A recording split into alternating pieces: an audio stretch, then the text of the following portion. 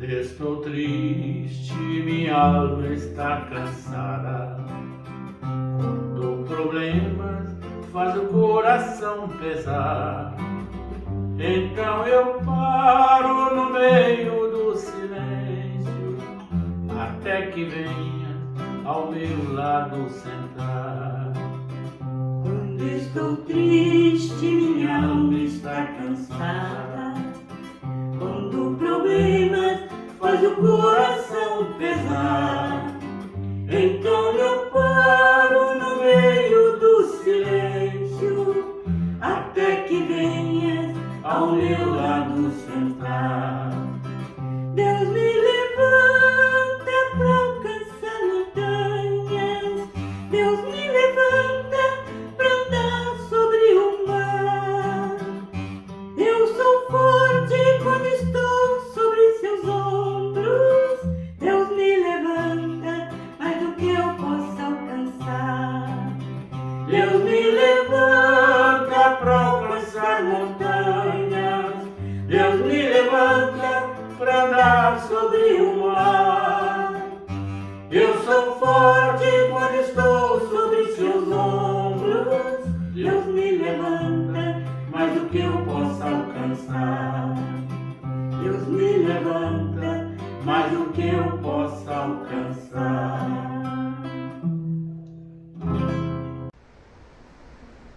Meus queridos amigos, companheiros de ideal espírita, queridos internautas que nos acompanham pelas redes sociais, uma boa noite a todos nós. Que Jesus nos abençoe, nos envolva em suas vibrações de paz para as nossas reflexões em torno do seu Evangelho. Quando o Filho do Homem assentar-se no trono da sua glória e do seu poder, ele separará os bodes das ovelhas e colocará os bodes à sua esquerda e dirá a eles: malditos da casa de meu Pai, agora queimai no fogo do inferno, onde haverá prantos e ranger de dentes. Mas por que, Senhor, merecemos tal condenação? Porque todas as vezes que tive fome, não me destes de comer. Todas as vezes que eu tive sede, não me destes de beber. Quando eu estive nu, não me vestistes. Quando eu estava doente e preso, não me fostes visitar. Mas, Senhor, quando tudo isso aconteceu, perguntarão os bodes, e não te auxiliamos? Todas as vezes que deixastes de fazer a um desses pequeninos, a mim mesmo deixastes de realizar. E olhando para aqueles que estão à sua direita, as ovelhas, ele dirá: sede bem-vindos à casa de meu Pai, e estejam felizes, agora gozando da alegria de compartilhar comigo a paz e a harmonia. E o que fizemos, Senhor, para merecer tudo isso? Quando eu tive sede, me destes de beber. Quando eu tive fome, me destes de comer. Quando eu estive nu, me vestistes. E quando eu estive preso e doente, fostes me visitar. E quando foi que tudo isso ocorreu, Senhor? Todas as vezes que fizestes a um desses pequeninos, a mim mesmo que estais fazendo. Na noite de hoje, quando nós somos convidados a refletir sobre a caridade segundo entendia Jesus, buscamos as páginas do Evangelho, este ensinamento tão profundo do Mestre, que nos ensina que todos nós estamos interligados. Quer queiramos ou não, fazemos parte de uma mesma família, somos todos irmãos e trazemos a centelha divina a ser desenvolvida na intimidade do nosso coração. Quando Madre Teresa de Calcutá, a pequenina grande freira, iniciou as suas atividades apostólicas, saindo dos muros do convento de Nossa Senhora do Loreto, em Calcutá, na Índia, para viver nas suas da cidade, criando as missionárias da caridade. Ela dizia que quando estendia sua mão, não questionava se aquele necessitado era hindu, cristão, muçulmano, não queria saber sua cor, sua raça, sua religião, porque ela via no rosto do seu irmão o rosto de Jesus. E é nessa proposta que cada um de nós, na nossa jornada, necessitamos meditar para realizarmos a verdadeira caridade. Mas para entendermos o que é a verdadeira caridade, segundo entendia Jesus, é necessário buscarmos os conceitos. Allan Kardec, o nosso codificador, em O Evangelho segundo o Espiritismo, a terceira obra da codificação, em seu capítulo 15, orientado pelo Espírito imortal, o Espírito de verdade, pôde nos trazer a bandeira máxima do Espiritismo, quando nos trouxe: fora da caridade não há salvação. Em pleno século XIX, quando acreditava-se que fora da igreja não havia salvação, ele teve a coragem de poder estabelecer que fora da caridade é que não havia a nossa libertação. A libertação das nossas amarras, do nosso egoísmo, buscando enxergar o nosso próximo, estendendo a mão dentro das nossas possibilidades.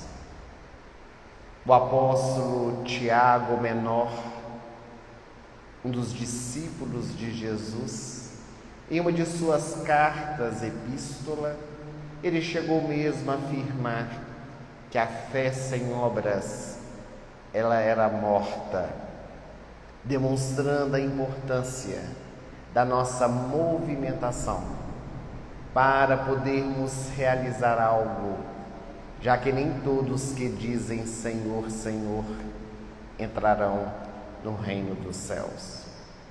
Mas o nosso codificador, preocupado com a problemática da caridade e procurando entendê-la na sua profundidade, ele questionou aos imortais em O Livro dos Espíritos, na questão 886, o que seria a caridade segundo entendia Jesus.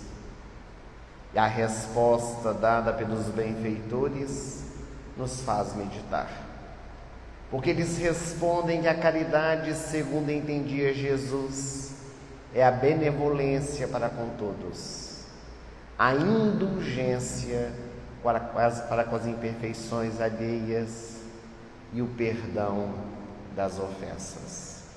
O famoso BIP, benevolência, indulgência e perdão, seria a caridade na concepção do Mestre Jesus. O curioso é que quando os Espíritos trazem essa resposta, eles não dizem que a caridade, segundo entendia Jesus, era dar alimento a quem tem fome, era dar a vestimenta a quem estava nu, ou visitar quem estava doente ou preso. porque em verdade essas movimentações são um dever. Estando imersos na sociedade, ao lado de pessoas conhecidas ou não, todas as vezes que temos a oportunidade e as condições de auxiliar, é o nosso dever, é a nossa obrigação moral para com Deus, para conosco mesmo e para com o nosso próximo. De certo que quando nós doamos coisas, nós podemos também realizar a caridade, se nós conseguirmos nos doar, se nós conseguíssemos ir um pouco mais além. Porque na maioria das vezes nós nos desincumbimos da doação, damos para ficar livre, para estar bem com a nossa própria consciência, mas não nos entregamos, não nos oferecemos. Dar aquilo que se sobra é muito fácil, às vezes, porque às vezes somos tão apegados às coisas materiais que começamos a fazer reservas até mesmo das coisas que não necessitamos mais. E ao abrir o nosso guarda-roupa, nós meditamos: essa roupa não me serve porque engordei, mas eu vou emagrecer e vai servir de novo. Essa roupa, a moda já acabou, mas vai voltar, vou guardar. E nós ficamos ajuntando coisas que não vamos usar nem na próxima reencarnação. Coisas que ficam amontoadas dentro do nosso guarda-roupa, inclusive fazendo com que a energia fique estagnada, ao invés de movimentarmos na doação daquele que está necessitando. Quantas vezes nas nossas casas espíritas, e todas já tiveram essa experiência, de receberem doações de roupas, calçados, brinquedos que vão direto para o lixo, que não servem para nada.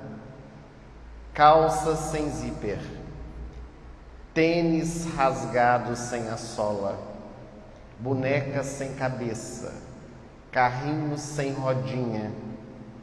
Ora, se não serve para nós, por que servirá para os outros? É porque a nossa ideia equivocada é de que aquilo que não nos serve é que servirá para o outro. É claro que às vezes é impossível nós irmos a uma loja e comprarmos algo novo para dar a quem não tem, mas que ao darmos algo que seja útil, que possa realmente servir para alguém. E esta ainda não é a caridade. Essa é a dita caridade material, de doações, de coisas que se acabam. Porque hoje nós damos o prato de comida a quem bate a nossa porta porque está com fome, mas amanhã ele estará com fome novamente.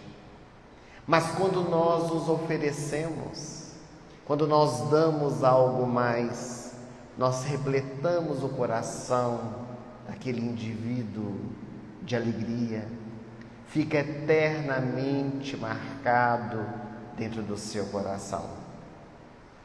Sem desejar fazer qualquer tipo de autobiografia, mas apenas contando uma experiência pessoal, para nós vermos o que significa um gesto, que para nós às vezes não tem significado, mas que marca a vida do outro.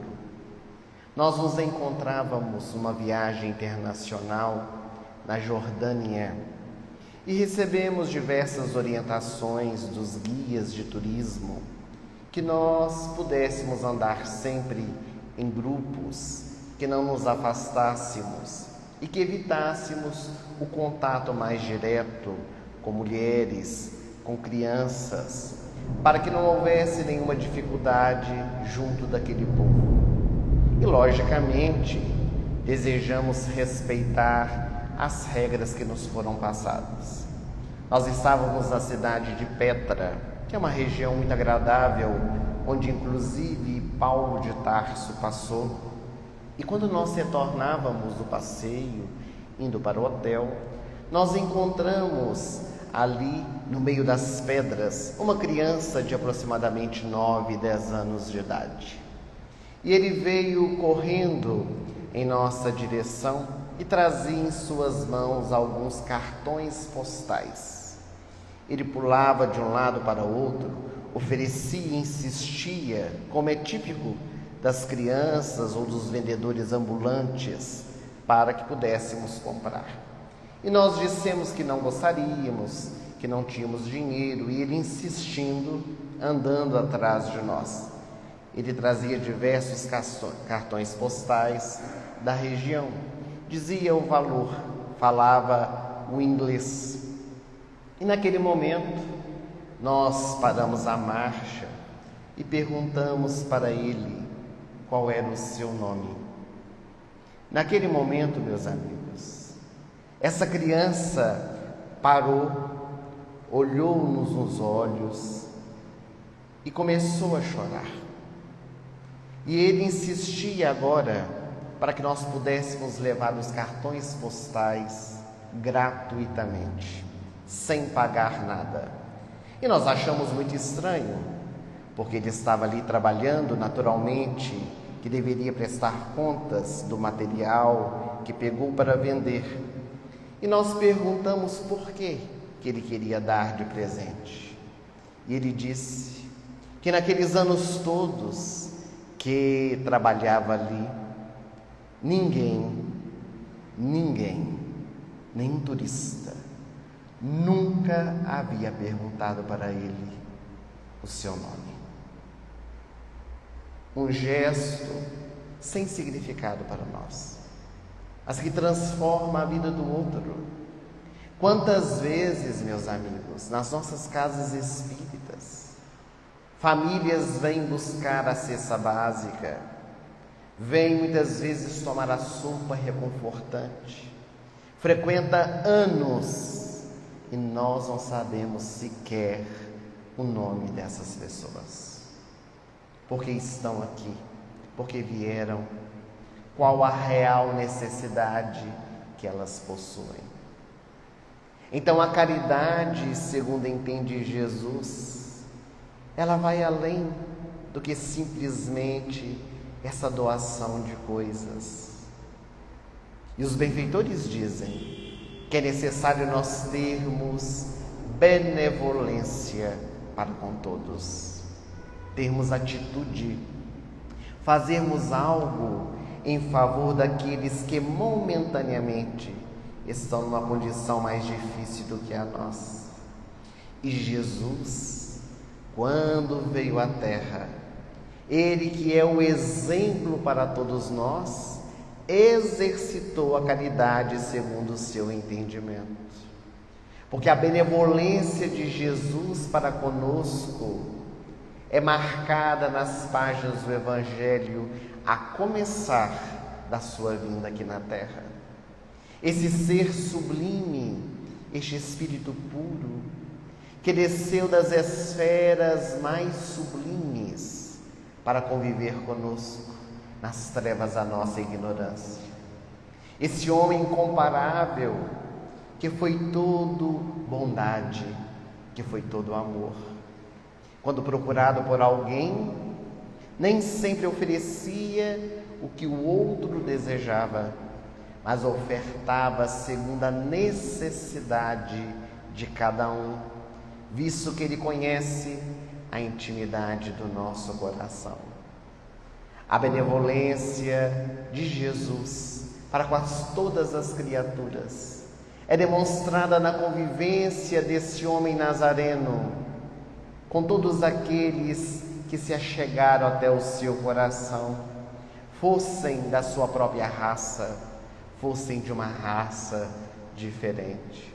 Conviveu com aqueles que eram tidos como má vida, os publicanos, cobradores de impostos.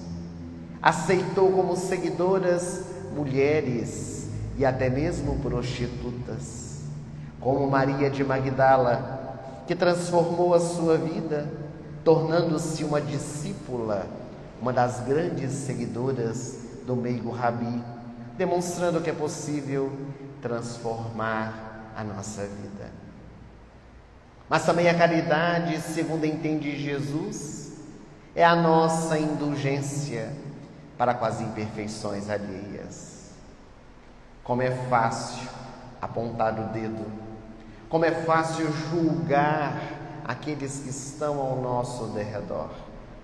Basta assistirmos à televisão, lermos o noticiário pelo celular, que começamos a então conjecturar julgamentos, sendo juízes de coisa nenhuma. Queremos dar veredictos, queremos dizer como alguém deve pagar pelos erros que cometeu, como se nós tivéssemos essa capacidade. Como é difícil conviver com as diferenças, em especial com os erros das pessoas. Estarmos inseridos dentro do contexto familiar, convivermos no nosso trabalho remunerado, também no nosso ambiente religioso, aceitando as dificuldades de cada um. Porque nós estamos num mundo de provas e expiações, onde a perfeição ainda não existe. Todos nós, indistintamente que aqui nos encontramos, temos qualidades, mas também temos defeitos. E Jesus, quando lhe trouxeram a mulher adúltera, ela que deveria ser apedrejada em praça pública, porque foi pega em adultério, como mandava a lei de Moisés. Eis que o Mestre por excelência nos traz o ensinamento marcante para os nossos corações. Atire a primeira pedra aquele que estiver sem pecado. Em outras palavras, Jesus dizia: vamos apedrejar a mulher, como manda a lei de Moisés, mas que faça aquele que não tem pecado, aquele que não tem nenhum erro. E como ele sabia que todos nós somos veteranos do pecado, todos nós temos dificuldades e imperfeições, ele se mantém tranquilo e percebe que as pedras caem das mãos daqueles que já seguravam para atirar na mulher, e permanece somente ele que era o espírito mais puro, ele que não tinha nenhum erro, que podia jogar a primeira e a última pedra. E na verdade ele estende a mão, ele lhe oferece uma nova oportunidade. Onde estão aqueles que te condenaram? Ó Senhor, eles se foram, eu também não te condenarei. Vai e não tornes a pecar. E Jesus não foi conivente com o erro daquela mulher, mas mostrou-lhe que na vida nós temos oportunidades para soerguer, para transformar, para mudar a nossa existência. Quando esteve pregado na cruz, no meio de 2 ladrões, ele, que não havia feito absolutamente nada senão pregar o amor, foi indulgente para com seus perseguidores, foi indulgente para com Dimas e Gestas, ou Gesmas, os 2 ladrões que ali estavam junto dele. Quando Dimas o reconhece, o chamado bom ladrão, e Jesus diz que ainda naquele dia eles estariam juntos no paraíso. E a Gestas ele teve misericórdia, porque somente o tempo é que ensina aquele que se encontra no erro. Nem sempre a nossa palavra ela irá transformar o outro.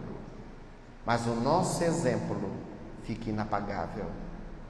Então Jesus também utilizou da indulgência, sendo verdadeiramente caridoso, e o perdão das ofensas. Quantas vezes Jesus perdoou? Não apenas 7, mas 70 vezes 7.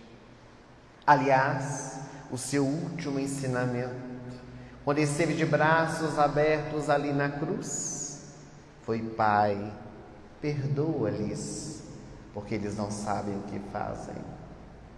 Mas junto dos seus apóstolos, aqueles a quem ele confiava, a quem ele convidou para estar ao seu lado, para se tornarem as testemunhas vivas do seu evangelho, ele utilizou-se do perdão. Quando Simão Pedro, mesmo avisado, ainda hoje, antes que o galo cante, tu me negarás por 3 vezes. Ou a Judas Iscariotes, aquele que meter o dedo comigo no vaso de pão, este haverá de me trair. E Judas Iscariotes, inconsequentemente, entrega o seu mestre Anás e Caifás. E Jesus dá-lhe nova oportunidade. Porque quando os soldados do Sinédrio vão acompanhando Judas para o jardim do Getsêmani, no Monte das Oliveiras em Jerusalém, eis que ali, quando Jesus o vê se aproximando, ele pergunta: amigo, a que vieste? Diz Emmanuel, pela mediunidade de Chico Xavier, que era a última oportunidade que Jesus oferecia para Judas. E o Iscariotes beija a face de Jesus, não na simbologia da traição, mas da amizade. Porque um judeu só beija o rosto de outro homem quando este é o seu amigo. Judas Iscariotes acreditava que estava fazendo certo, e Jesus o perdoa, o entende por causa da sua inconsequência.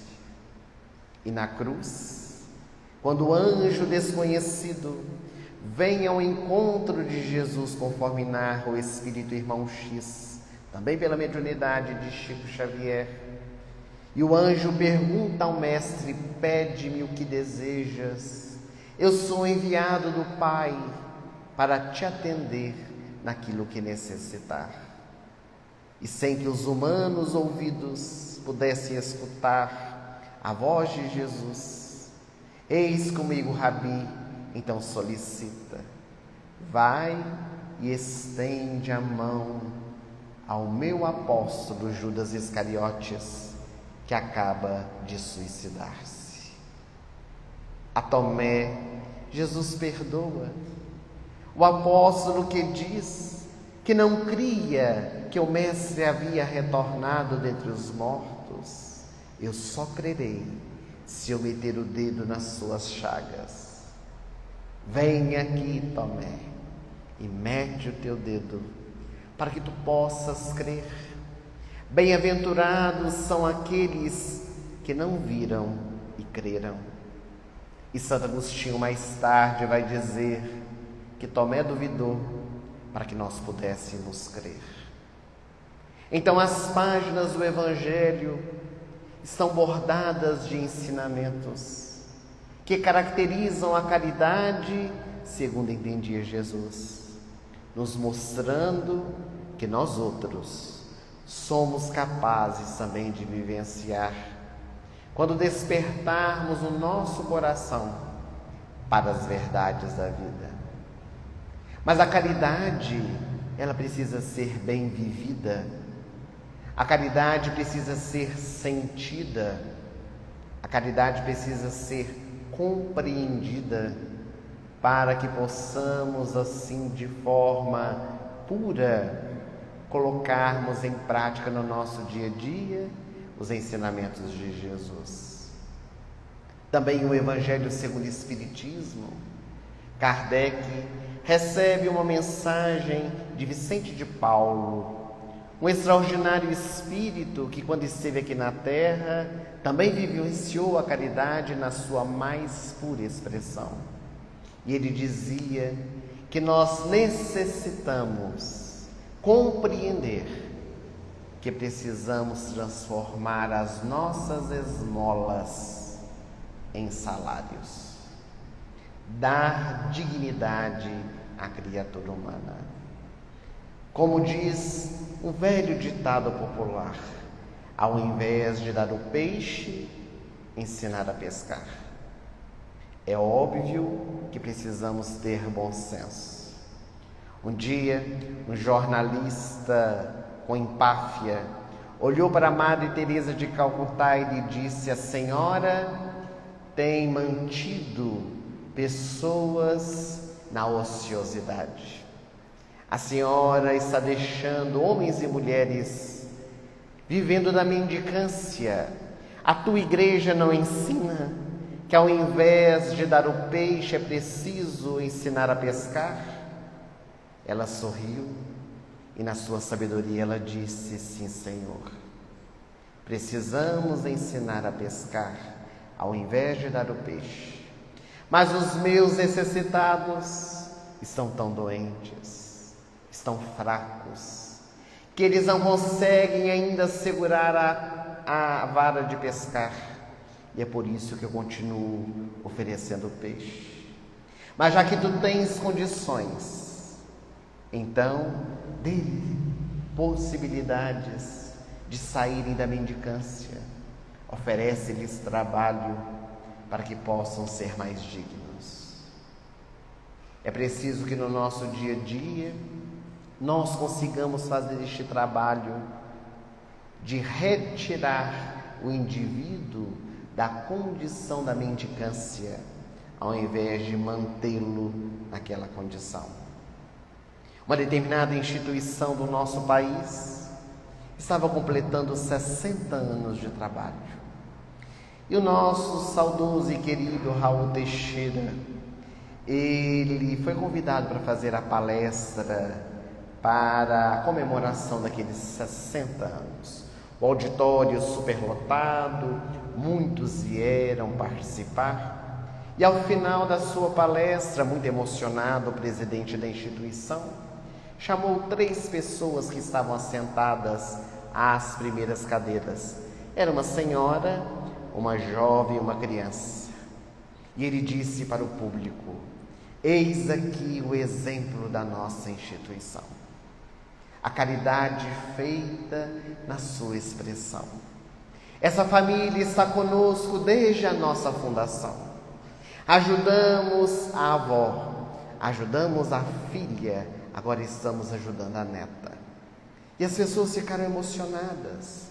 Todos se envolveram no dizer do presidente da casa.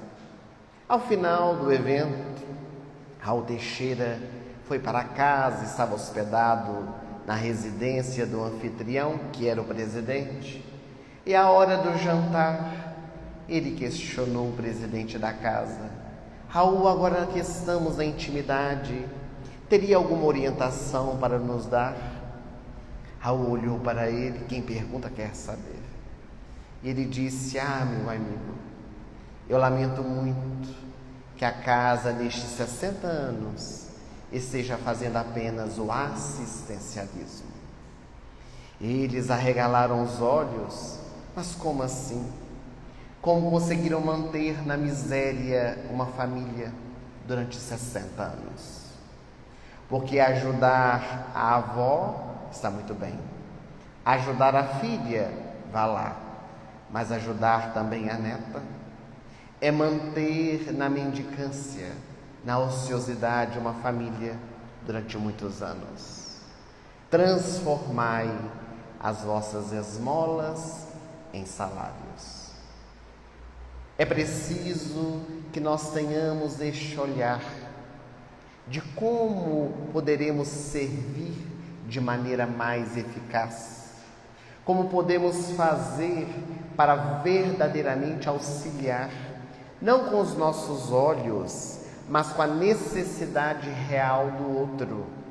Porque às vezes nós queremos fazer a caridade para o outro naquilo que nós acreditamos que ele está precisando e não na sua real necessidade. Participamos de um projeto chamado Fraternidade Sem Fronteiras, que realiza atividades tanto aqui no Brasil quanto na África. Projeto que já existe há 12 anos. E há 9 anos atrás, quando fomos à África pela primeira vez e vimos a dor, a miséria daquelas pessoas que ali vivem, embora o exemplo que nos deem de obediência, de resignação, de amor a Deus, sempre em cânticos de louvor por tudo aquilo que possuem, dando-nos condições de meditar sobre a nossa vida, nós ficamos pensativos no que poderíamos fazer para auxiliar aquelas crianças dentro de uma proposta da educação.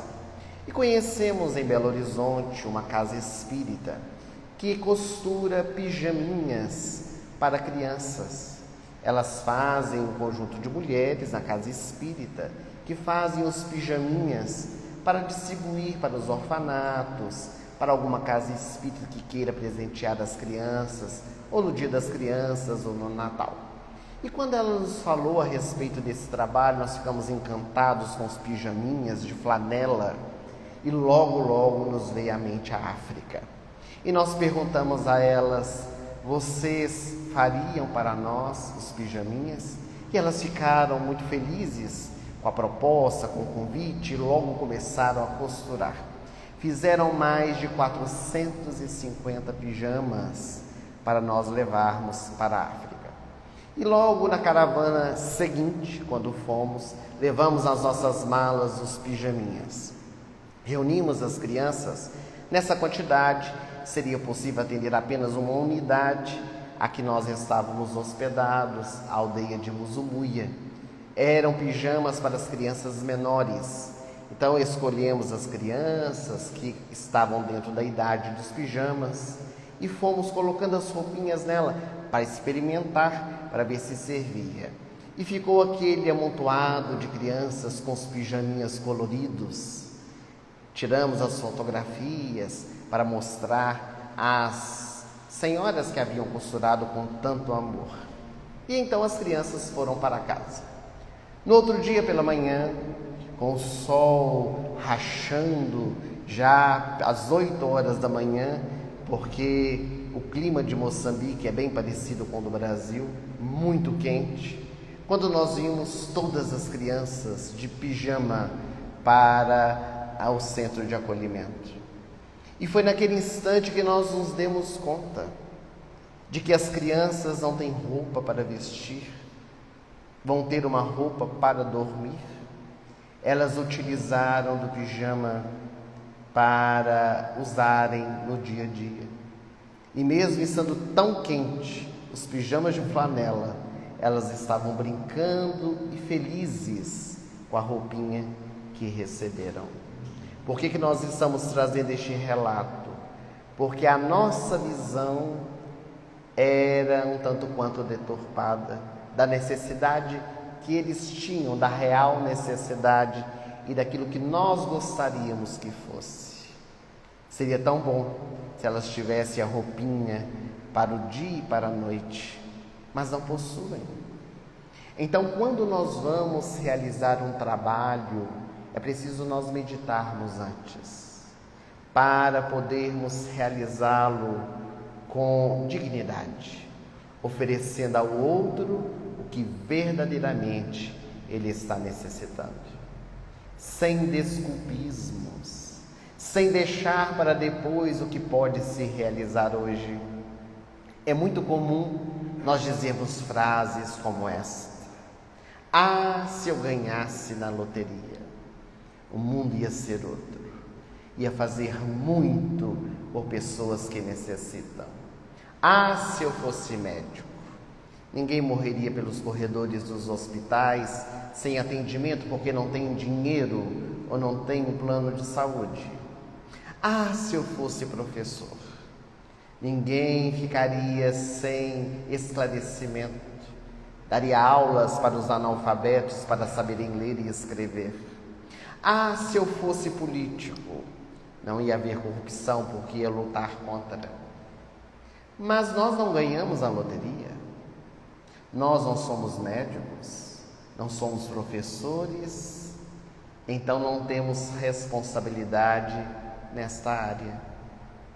Nós temos responsabilidade com aquilo que nós somos convidados a vivenciar. A nossa consciência não nos cobra aquilo que nós não podemos fazer. Ela vai nos cobrar aquilo que nós podíamos realizar e deixamos para depois. Então, muitas vezes, nós nos levantamos para ajudar pessoas desconhecidas e esquecemos daqueles que estão dentro do nosso lar, necessitando de uma palavra amiga. Esses dias chuvosos, quantas campanhas estão sendo realizadas nas nossas Minas Gerais, onde quantas famílias estão desabrigadas, perderam tudo. Quantos estão se levantando para doações dos mais diversos tipos. E isso é muito positivo. Isso é um trabalho também de benemerência, onde nós nos unimos para sentir a dor de um desconhecido. Mas é preciso, ao invés de atender o dever que está tão longínquo, atender o dever imediato, aquele que está dentro do nosso lar. Por isso que se diz que a caridade começa em casa. Jesus começou a sua atividade missionária com 30 anos de idade. Primeiramente, ele realizou o trabalho com a família. Ele sustentou-se dentro do ambiente doméstico, dando ali condições para Maria, sua mãe, já que José havia falecido. Ele tornou-se o arrimo de família, trabalhando na carpintaria. Deu-nos o exemplo junto do seio doméstico, para depois estender-se para a família universal. Então, quando nós vamos compreendendo a caridade, nós vamos percebendo o quanto precisamos ainda transformar conceitos e atitudes, para que a caridade se estampe na nossa vida de forma clara, objetiva e verdadeira. No nosso movimento espírita, nós tivemos um ser incomparável, que ficou conhecido no Brasil inteiro, quiçá em algumas partes do mundo, não por causa da sua mediunidade, mas por causa das suas atitudes pautadas no bem. Nós estamos falando de Francisco Cândido Xavier, o homem chamado amor. Fosse em Pedro Leopoldo ou Uberaba, esse homem estendeu a sua mão, fez o que podia para auxiliar aqueles que estavam ao seu derredor.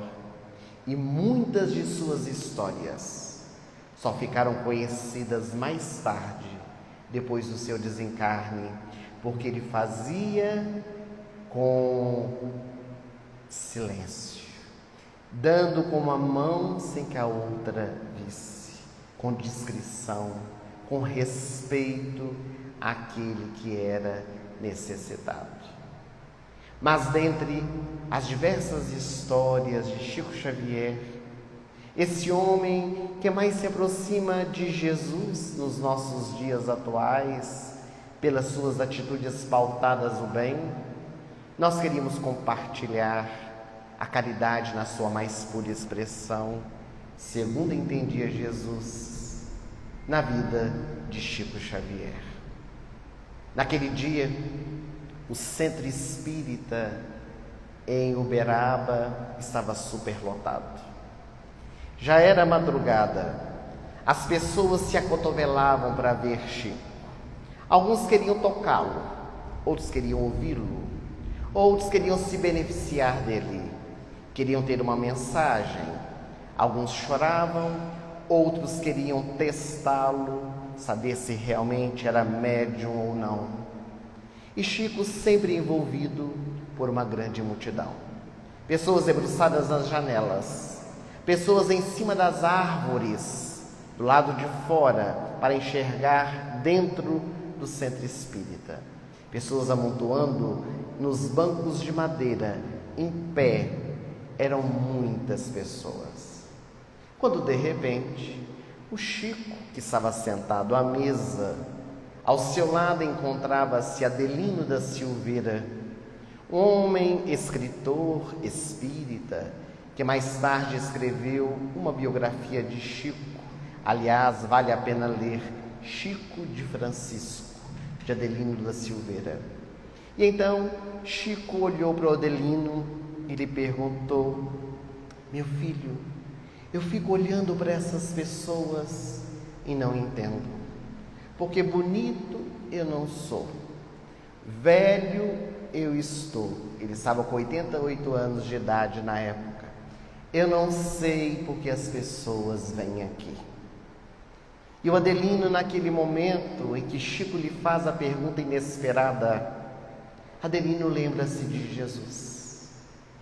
Ele recorda-se que quando Jesus esteve na terra, por onde passou, as multidões se aglomeraram, se acotovelaram para ver. Zaqueu subiu em cima da árvore. Quantos vieram apenas para tocar Jesus, como a mulher hemorroíça? Outros vieram para testá-lo, como Nicodemos, os fariseus. E então Adelino olha para o Chico e lhe diz: Chico, as pessoas vêm porque têm saudades de Jesus. E o Chico ficou emocionado, abaixou a sua cabeça, mas nada disse. E Adelino acompanhou aquelas pessoas vindas de diversas partes do Brasil e até do exterior. Passavam ali para beijar a mão do Chico, e Chico beijava a mão de todas as pessoas. Conta Adelino que não foi raras as vezes que ele viu os lábios do Chico rachados, sangrando, porque havia beijado a mão de muitas pessoas. O Adelino perguntou para o Chico: mas Chico, você está tão debilitado, com 88 anos de idade, não sabe que é nas mãos que estão os vírus, as bactérias, que aumentam mais as enfermidades? Sei, meu filho, mas mesmo assim beija as mãos das pessoas. Eu beijo as mãos porque não posso beijar os pés. Era a humildade do Chico diante das experiências que vivenciava. Mas naqueles dias que Adelino sempre esteve com Chico, porque várias vezes ele esteve em Uberaba, aquelas sessões se estendiam pela madrugada, sempre o último da fila era um homem muito conhecido do Chico, chamado Jorge. Jorge era maltrapilho, os pés descalços, marcados pelos espinhos da estrada, muito machucados. Jorge deve ter tomado pouco banho na sua vida, porque possuía um odor que de longe se sentia. As vestes muito sujas. Na sua boca havia poucos dentes e todos cariados. Um mau hálito que de longe também se podia sentir. E quando ele chegava, o Chico se alegrava. Jorge beijava a mão do Chico, Chico beijava a mão do Jorge. Jorge beijava o rosto do Chico, Chico beijava o rosto do Jorge. E ficavam os dois naquela beijação. O Jorge, para falar, quase entrava dentro da boca do Chico. E jamais o Chico fez qualquer menção de se afastar, de estar sentindo qualquer tipo de odor. Mantinha-se tranquilo diante do Jorge. Jorge adorava o Chico. E o Chico sempre lhe fazia uma pergunta: Jorge, como é que vai a vida? E o Jorge falava meio cantado, de soquinho: sou Chico, a vida é uma beleza. E como foi a viagem, Jorge, para chegar aqui na casa espírita? Ele morava tão longe que o Chico se referia como se fosse uma viagem. Tio Chico, foi uma beleza. Eu fico andando e vendo a beleza do céu. Parece que Deus está escondendo atrás das nuvens para nos ver aqui na terra. E o Chico conversava com o Jorge. Passavam 10, 15, 20 minutos. E ninguém sabia entender, porque pessoas vinham de Manaus, pessoas vinham do Espírito Santo, pessoas vinham de Curitiba, pessoas vinham do exterior, ficavam segundos ao lado do Chico. E o Jorge, que morava em Uberaba, todos os dias ia à casa espírita. Chico perdia 15, 20 minutos com ele. É o que todo mundo questionava. Somente mais tarde, Adelino da Silveira pôde compreender. Porque somente o Chico, para poder parar, ouvir e entender o Jorge, era o único capaz de fazer isso. Adelino diz que nunca viu na sua vida tanto espírita fazer a caridade como ali em Uberaba, com a presença de Jorge. Porque Jorge chegava para pedir, as pessoas já davam dinheiro para o Jorge logo ir embora e não sentirem o odor de Jorge. Então, o Chico estava ali, sempre ouvidos. E quando todo mundo achava que estava terminando, o Chico dizia: agora o Jorge vai declamar para nós as poesias. E o Jorge falava 1, 2, 3, 4 poesias. Aquele silêncio, todos expectantes com o diálogo de Jorge com o Chico. Depois de Jorge declamar uma dezena de poesias, todo mundo achava que estava acabando. O Chico dizia: agora, para terminar, aquela que eu mais gosto, Jorge. Qual tio, Chico? Perguntava o Jorge. Aquela da moça que você ia roubar. E o Jorge sorria, com aquela boca sem dentes, arrumava o seu paletó que só tinha um botão, olhava para as pessoas para ver se todo mundo estava olhando para ele, era o seu palco. E o Jorge, então, sorrindo, dizia para a plateia que o escutava: menina, penteia o cabelo, joga as tranças para carcunda, queira Deus que não te leve de domingo para segunda. E o povo ria, o Jorge também, o Chico. E o Jorge ia despedir do Chico. Mais beijos intermináveis. Quantas vezes o Jorge deixou mancha de sangue no rosto do Chico? O Chico não limpava. Deixava ali a mancha sem dizer nada. E o tempo passou. Adelino diz que não sabe das vezes que ele desejou comprar uma botina para o Jorge, levar um tênis para o Jorge. Ele via aqueles pés calejados e marcados, que ele pensava, eu preciso perguntar quanto que o Jorge calça. Quando estava na casa espírita, esquecia. Quando estava em casa, não se lembrava. E ele nunca levou nada para o Jorge. Até que uma vez estava Adelino da Silveira no centro espírita com o Chico. Ficou durante uma semana com o Chico. E ele percebeu que ao final não tinha mais o Jorge.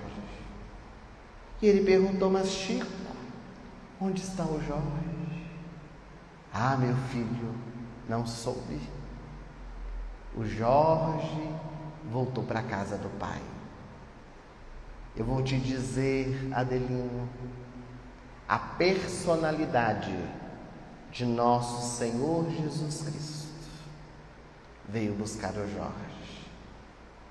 Numa noite fria, aqui em Uberaba, o homem desdentado, sujo, maltrapilho, esquecido de todos, esquecido do mundo, mas não esquecido de Deus.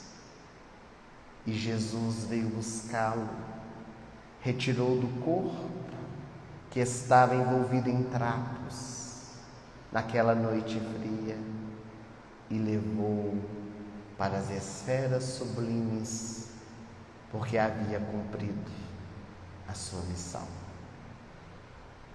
Que nós possamos aprender com Chico a exercitar a verdadeira caridade em nossas vidas. Queríamos agradecer o carinho e a presença de todos, aos nossos internautas, a nossa gratidão, uma boa noite e até breve, se Deus quiser.